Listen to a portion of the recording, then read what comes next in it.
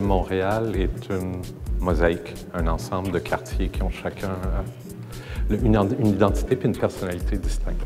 Le projet d'un nouveau centre culturel, c'est l'occasion de réaffirmer, de renforcer cette identité-là pour Notre-Dame-de-Grâce, puis en particulier pour Benny Farm. Benny Farm a été construit pour loger les vétérans. Il faut trouver un moyen de leur rendre hommage, de reconnaître leur présence dans le projet.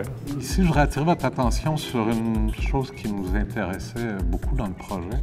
C'était de briser la dichotomie qu'il y avait dans les maisons de la culture antérieure entre la salle de spectacle d'un côté et la bibliothèque de l'autre.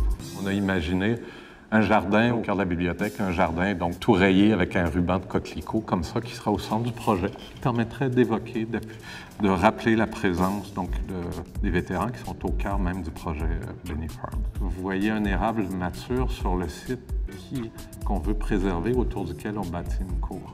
Donc c'est un érable qui est présent, qui est important pour nous, qui est sur le site un arbre mature. De l'autre côté, on voit le jardin du souvenir qu'on vous a présenté tout à l'heure avec les rubans de coquelicots. Puis tout ça, ça donne un lieu plus ouvert, décloisonné, qu'on souhaite donc offrir. Donc on peut commencer avec le plan originel de Benny Farm. La morphologie toute particulière de Benny Farm avec ses cours, c'est ce qu'on appelle des redans, des espaces en creux qui forment des cours, des jardins interreliés, est extrêmement importante et fondamentale pour le projet. Elle a été accentuée, appuyée dans le redéveloppement ensuite du plan d'ensemble.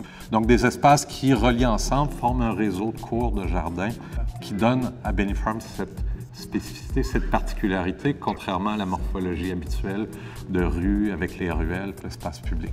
Un des mécanismes principaux qu'on utilise pour améliorer la performance du bâtiment, c'est la géothermie. Donc, on prévoit de la géothermie pour le bâtiment, pour le chauffer, climatiser.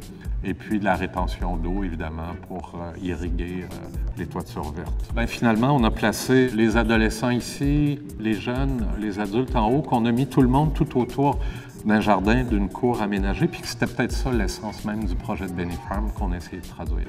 Je vous remercie.